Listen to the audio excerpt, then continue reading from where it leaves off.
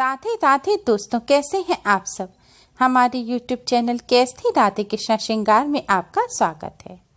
दोस्तों, आंवला की एकादशी का हिंदू पुराणों में विशेष महत्व है। होली से 4 दिन पहले मनाई जाने वाली इस एकादशी का पौराणिक महत्व बहुत ज़्यादा है। मान्यता है कि इस व्रत के प्रभाव से व्यक्ति के सभी पाप नष्ट हो जाते हैं। यही नहीं, कहते हैं कि जो कोई भी सच्चे मन से आंवला की एकादशी का व्रत करता है उसे 1000 गौदान के बराबर पुण्य फल प्राप्त होता है। पौराणिक मान्यता है कि श्री हरि विष्णु को समर्पित इस एकादशी का व्रत करने वाले भक्त को हर कार्य में सफलता मिलती है और अंत में वे विष्णु लोक को जाते हैं। फाल्गुन मास की शुक्ल पक्ष की एकादशी को आंवला की एकादशी, आंवला एकादशी कहते हैं। इस एकादशी को रंग भरी एकादशी भी कहा जाता है। इस दिन भगवान शिव माता गौरी और अपने गणों के साथ रंग गुलाल से होली खेलते हैं। रंग भरी एकादशी का दिन भगवान शिव की नगरी काशी के लिए विशेष होता है। रंग भरी एकादशी के दिन काशी में बाबा विश्वनाथ का विशेष श्रृंगार होता है और उनको दूल्हे के रूप में सजाया जाता है। इसके बाद बाबा विश्वनाथ जी के साथ माता गौरा का गौना कराया जाता है। रंग भरी एकादशी के दिन ही भगवान शिव माता गौरी को विवाह के बाद पहली बार काशी लाए थे। इस उपलक्ष्य में भोलेनाथ के गणों ने रंग गुलाल उड़ाते हुए खुशियां मनाई थीं। तब से हर वर्ष रंग भरी एकादशी को काशी में बाबा विश्वनाथ के साथ रंग गुलाल से होली खेलते हैं और माता गौरी का गौना कराया जाता है। दोस्तों, फाल्गुन मास की शुक्ल पक्ष की एकादशी को आंवला की एकादशी का व्रत रखा जाता है और इस बार यह तिथि 2 मार्च को सुबह 3:39 पर शुरू होकर 3 मार्च की सुबह 9:11 पर समाप्त होगी। उदय तिथि के हिसाब से आंवला की एकादशी का व्रत 3 मार्च दिन शुक्रवार को रखा जाएगा। एकादशी व्रत पारण करने का शुभ मुहूर्त 4 मार्च की सुबह 6:44 से सुबह 9:03 तक का है। द्वादशी तिथि 4 मार्च की सुबह 11:43 पर समाप्त होगी। आंवला की एकादशी का हिंदू धर्म में विशेष महत्व है। आंवला की यानी कि आंवला, आपको बता दें कि शास्त्रों में आंवला को श्रेष्ठ स्थान प्राप्त है। मान्यता है कि श्री हरि विष्णु ने जब सृष्टि की रचना के लिए ब्रह्मा जी को जन्म दिया, उसी समय उन्होंने आंवले के वृक्ष को भी जन्म दिया।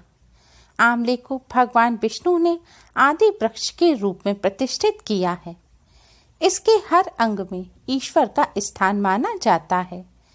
मान्यता है कि आंवला की एकादशी के दिन आंवला और श्री हरि विष्णु की पूजा करने से मोक्ष की प्राप्ति होती है।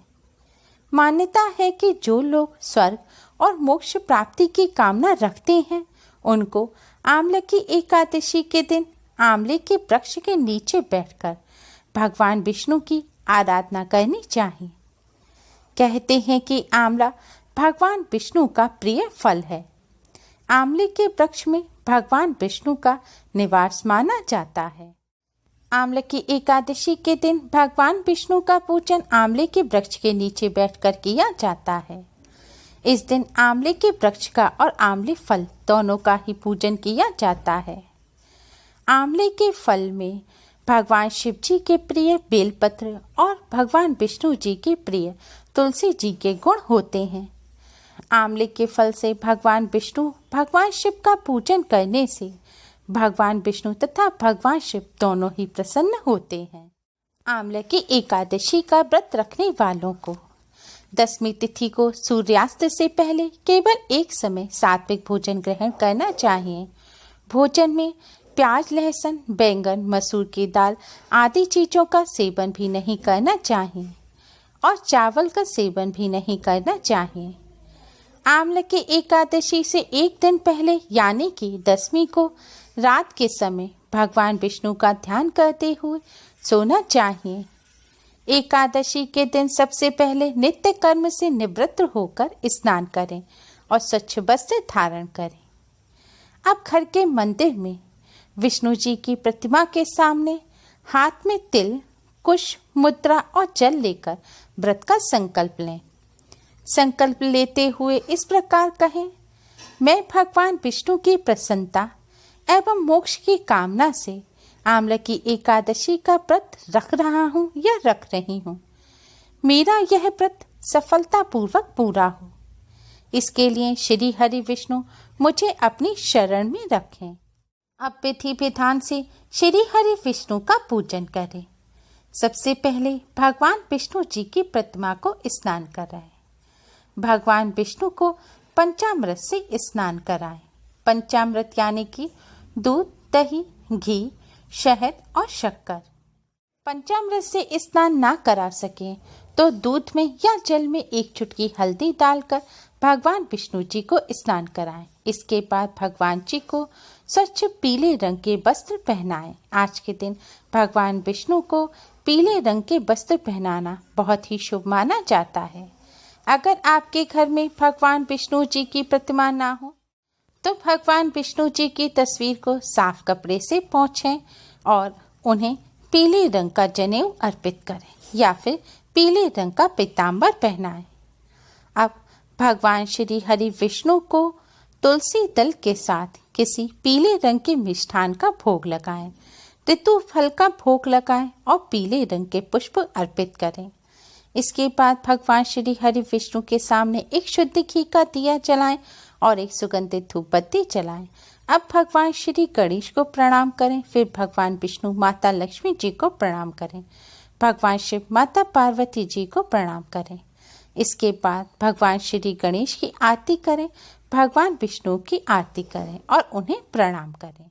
इस तरह घर पे पूजा करने के बाद आप पूजन की सभी सामग्री लेकर आंवले के वृक्ष की पूजा करें। आंवले की वृक्ष की पूजा करने से पहले वृक्ष के चारों ओर भूमि साफ कर लें। हो सके तो गाय के गोबर से पवित्र कर लें, नहीं तो आंवले के वृक्ष पर और चारों तरफ गंगा जल का छिड़काव कर दें। अब आप एक कलश लें, कलश में शुद्ध जल भरें और थोड़ा सा गंगा जल डालें। एक साबुत हल्दी की गांठ लें और पंचरत्न लें। पंचरत्न ना हो तो आप चांदी का एक सिक्का ले लें या फिर कोई भी एक सिक्का, 1 रुपए का सिक्का ले लें और एक सुपारी लें। इन सभी चीजों को शुद्ध जल से साफ करके इन पर गंगा जल का छिड़काव करके इन्हें आप कलश में डाल दें। कलश में थोड़ी सी शक्कर भी डालें। अब कलश में पंच पल्लव रखें, यानी कि 5 साबुत आम के पत्ते रखें और कलश पर ढक्कन रख दें। अब कलश पर आप श्रीखंड चंदन का लेप करें और वस्त्र पहनाएं।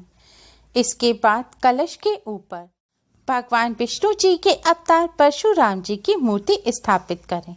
परशुराम जी की मूर्ति ना हो तो आप तस्वीर रख सकते हैं या फिर आप लड्डू गोपाल को भी विराजित कर सकते हैं। अब भगवान श्री गणेश, समस्त देवी देवता, नव दुर्गा माँ, नवग्रह को आप कलश में आमंत्रित करें। इसके बाद आप भगवान जी के सामने एक शुद्ध घी का दिया जलाएं, एक सुगंधित धूप बत्ती जलाएं। भगवान जी को हल्दी कुमकुम से तिलक करें और मिष्ठान का भोग लगाएं। इसके बाद हो सके तो भगवान विष्णु जी के महामंत्र ओम नमो भगवते वासुदेवाय का कम से कम 108 बार जाप करें और विष्णु सहस्त्र नाम का पाठ करें। फिर भगवान जी की आरती करें और आंवले के वृक्ष पर भी हल्दी कुमकुम से तिलक करें। आंवले के वृक्ष की क्लॉकवाइज परिक्रमा करते हुए 7 बार मौली लपेटें। इस तरह भगवान जी की पूजा आरती करने के बाद आप अंत में कलश के जल को आंवले के वृक्ष पर चढ़ा दें। अगर आपके घर के निकट आंवले का वृक्ष ना हो तो आप आंवले का फल रखकर इस तरह कलश स्थापित करके पूजन कर सकते हैं और अंत में जल को आप तुलसी जी में या फिर किसी अन्य पेड़ पौधे में चढ़ा दें। शाम के समय एक बार फिर भगवान विष्णु जी का पूजन करें, उनकी आरती करें। फिर फलहार का भगवान विष्णु जी को भोग लगाएं। फिर फलहार को भगवान विष्णु जी के प्रसाद के रूप में ग्रहण करें। रात्रि में भगवत कथा और भजन कीर्तन करते हुए श्री हरि विष्णु का पूजन करें।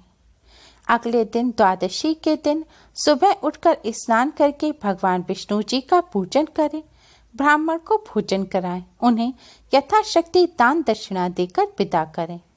इसके बाद आप स्वयं भी भोजन ग्रहण कर व्रत का पारण करें। एकादशी के व्रत में अन्न, नमक, तामसिक चीजें और तेल का सेवन नहीं करना चाहिए। सिर्फ सात्विक भोजन ग्रहण करें। व्रत का फलाहारी खाना खाएं।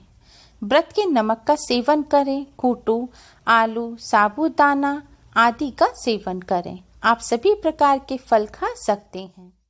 ध्यान रखें, दसवीं एकादशी और द्वादशी तिथि को चावल, जौ, बैंगन, मसूर की दाल, गाजर, मूली इत्यादि चीजें ना खाएं। एकादशी के दिन मन को पवित्र रखें, अपने आचरण को शुद्ध रखें, किसी से लड़ाई झगड़ा ना करें, द्वेष की भावना ना रखें। भगवान श्री हरि विष्णु को भोग लगाते में तुलसी दल अवश्य ही रखें, लेकिन आज के दिन तुलसी जी के पत्ते ना तोड़ें। किसी भी पेड़ पौधे के पत्ते या डंडी ना तोड़ें। किसी भी पेड़ पौधे या जीव जंतु को नुकसान ना पहुंचाएं। और भगवान विष्णु जी को आंवले के फल का भोग अवश्य ही लगाएं। एकादशी के दिन पूर्ण ब्रह्मचर्य का पालन करें। पूरे विधि विधान से आंवला की एकादशी का व्रत पूजन करने से 1000 गोदान के बराबर पुण्य फल प्राप्त होता है। हर कार्य में सफलता मिलती है और अंत में विष्णु लोक प्राप्त होता है। उम्मीद है आपको हमारी ये वीडियो पसंद आई होगी। प्लीज लाइक करें। हमारी इस वीडियो को अपने फ्रेंड्स और रिश्तेदारों में ज़्यादा से ज़्यादा शेयर करें, जिससे वह भी इसका लाभ उठा सकें। हमारी और भी वीडियोस के लिए हमारे चैनल को सब्सक्राइब करना ना भूलें। Thanks for watching. Radhe Radhe.